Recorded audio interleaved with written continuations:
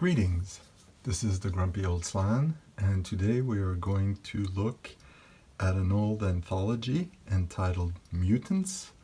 And if you want to run a game of Gamma World and you only want to read one book, this would be a great choice. So we'll quickly go through it. There's 11 stories in it by a variety of authors. If we do a quick look at the copyrights page, we'll see they're from a variety of periods. The earliest one was published in 1936, if I recall. Let me double check. 47, 53, 50, 49, 52, 36. Yes, that's right. And the later ones are from the late 60s. This one has a copyright of 72, but I know it was published a few years before that. This one's 67. And there's some classics in here, so let's go into it. I should mention the anthology was edited in 1974, so it's literally 50 years old. We have a quick introduction that talks about mutations. We might be more familiar with it today than the average person back then, but a quick explanation never hurts. Yeah, let's start. So the first story is called Tomorrow's Children. It's by Powell Anderson and F.N. Waldrop, and this is actually Powell Anderson's first published story. And this one is about basically in the US after World War III, civilization has gone back, they're trying to survive, and one of the problems they're facing is the children that are born are mutants, and many of them are not viable. So this is what this story is about. Written in 47, so you can tell this is something that's very of the day. People didn't know what it would mean, how it would work, or anything. But a very well written story, good characters, facing a very hard reality. It's a Good Life by Jerome Bixby. As it states in the introduction here, it's one of those stories where the author is known almost exclusively for that one story, even though he's written many other good things. A lot of people will be familiar with it because it was made into a Twilight Zone episode, the old classic Twilight Zone. And it's basically about a little boy who has, who's a mutant. I mean, it's not explicitly stated, but it's clearly that because he has all sorts of powers and he can do basically what he wants. And everyone in the town he's in lives in fear of him, because if he decides that he's not happy with you for whatever reason, he could kill you, he could destroy your life, and he changes everything. In fact, the reason they can't live is because they are trapped, and there's a few kilometers of the town and around the town and nothing else. And the kid even controls the weather. So if he wants it to snow, it snows. If he wants it to be nice and sunny, it's nice and sunny. So they have to grow their own crops, and this, of course, means it's quite difficult. And it's just what a day looks like. And even if the kid tries to help you, because he's like very young, he's only, I think he's 4 or 5 or something like that, his help is very dangerous too. So that's what this story is about. But it's an excellent story. I can't recommend this story enough. The Mute Question is by Forrest J. Ackerman, and it's just a quick one-page story.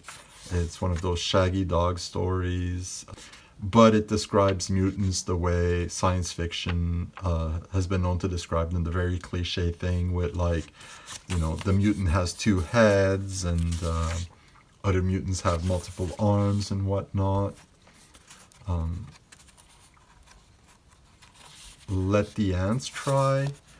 This one is by Fred Pohl, who's a classic writer, another good story.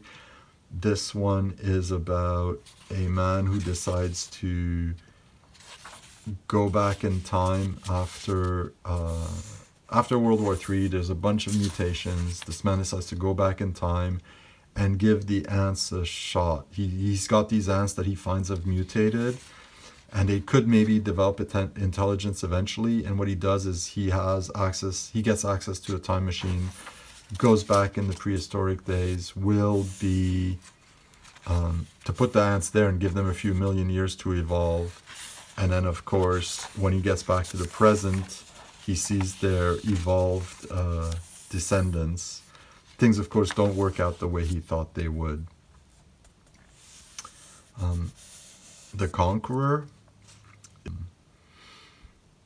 starts in a little South American country, and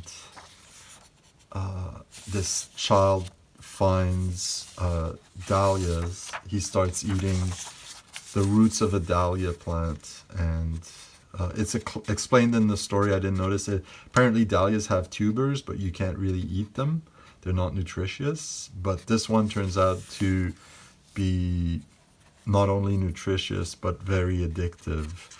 And slowly, at first him, then his family, then his village, then the entire country will fall addicted to this plant, and eventually the entire world. And it has this, you eat it, it satisfies your hunger for quite a long time, but it also makes you very calm and relaxed and non-aggressive. And yeah. So yeah, in this case, the mutant here is a plant. Liquid Life, this is the 1936 story. It's by Ralph Milne Farley. This is before we knew as much as we do today about the microscopic life, but he has this idea of what they call a filtrable virus, which is actually, or a non-filtrable virus. Basically, viruses could be filtered out of water and stuff, but a non-filtrable virus cannot be filtered because it's actually the liquid itself that is alive. And so this one pond, they find this one pond where apparently there's life. They find out they find a way to communicate with it, and it's these three biochemists, and they experiment on it, and they find out they can communicate with it. It's very intelligent, it turns out, and it solves a whole bunch of problems for them, making them rich, but it's not happy with things, and they're scared of it in a way. So this is the story. Next we have Hot House by Brian Aldiss, and this is another classic. This one's set in a very far future Earth, literally millions of years in the future. The Earth is now tidally locked with the moon and the sun. Humans are still around, though they're slightly different than we are today. Plants are everywhere, and the only other form of life is mostly insects. And this one's great for inspiration if you play Gamma World. It's got tons of great names for the animals they come up with. Things like trapper snappers, things like termites, but it's spelled M-I-G-H-T. They have nut huts that people live in. So just big husks that they hang from a branch and sleep in.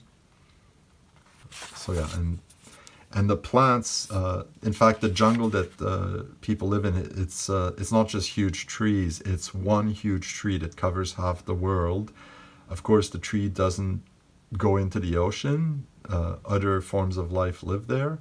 And it doesn't go on the night side of the Earth, because if it's tidally locked, there's only one side that's constantly being warmed up.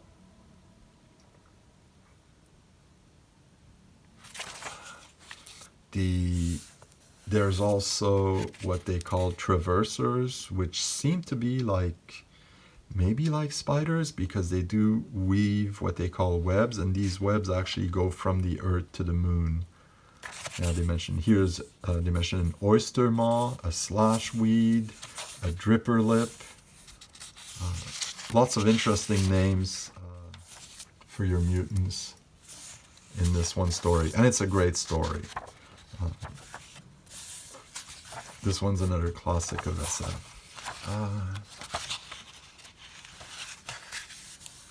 Next we have Ozymandias by Terry Carr. And this one is set in a post-apocalyptic future. People are divided into different groups. They go to loot, salvage what they can from buildings of the ancients, which I forgot what they're called now in this story, but it's clearly building. They're called, valley robbers. They go into vaults, and it's basically how they go. And one of the things is that the vaults are still active. They still have defenses, and the people who go to loot there believe that if the approach is pleasant enough, so they keep dancing and they can never do it twice the same way. Otherwise they could be killed, except that's obviously not why. And then some people disagree on the why and how. And one character actually believes that there's nothing left.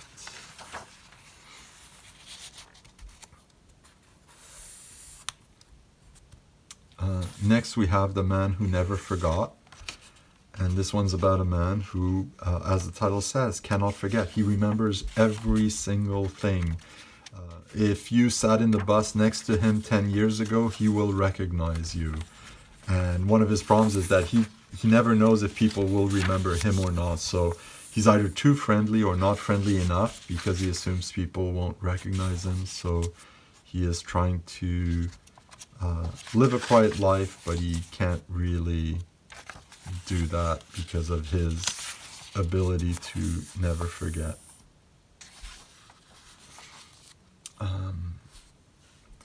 Ginny Wrapped in the Sun is by R.A. Lafferty. As they say in the introduction,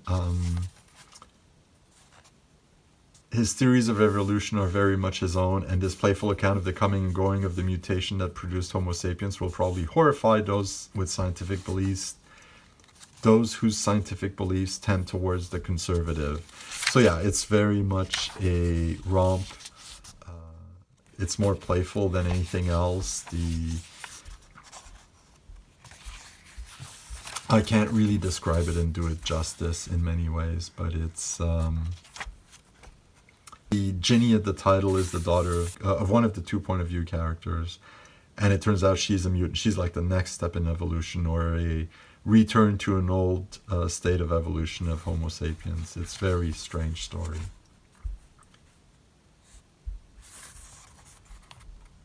And then we have Watershed by James Blish.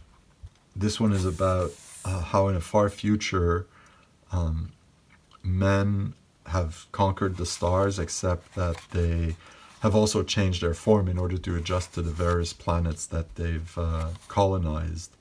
And now humanity as we know it is actually a minority, and it's the realization of this that this story is about. And that was the story. That was the end of the book. So 11 great stories, great sources of inspiration for any Gamma World player, and just some really good stories too. I highly recommend, if you can get your hands on this book. Not obvious because it's 50 years old and I'm not aware of any reprints. If you do find it in a used bookstore, it's certainly worth the money. This has been the Grumpy Old Slant, looking at the anthology Mutants, edited by Robert Silverberg back in 1974. And I'll see you next time.